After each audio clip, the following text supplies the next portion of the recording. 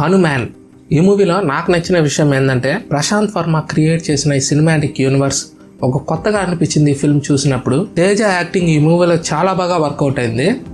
ఎక్కడ నెగిటివ్స్ అనేవి మనకు కనిపించవు. 25 crores తో ఇంత మంచి విజువల్ ఎఫెక్ట్స్ అవుట్పుట్ అనేది ఈ ఫిల్మ్కి ఇచ్చాడంటే ప్రశాంత్ వర్మ యొక్క డెడికేషన్కి హ్యాట్స్ ఆఫ్ అనే చెప్పాలి.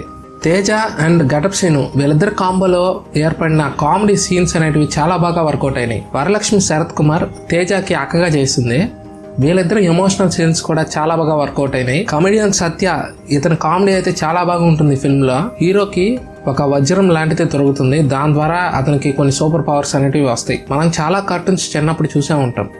సూపర్ హీరోస్ అనేవారు ఎలా ఉంటారు, ఎలా ఏర్పడతారు, విలన్స్ ఎలా ఉంటారు అనేది మనం కార్టూన్స్ లో చూసినట్టుగానే ఉంటుంది. చిన్నపిల్లలు చాలా బాగా ఇష్టపడతారు ఈ హనుమాన్ ఫిల్మ్ ని. ఇటువంటి మరిన్ని ఫిల్మీ అప్డేట్స్ కోసం మా ఛానల్ సబ్స్క్రైబ్ చేసుకుని పక్కన బెల్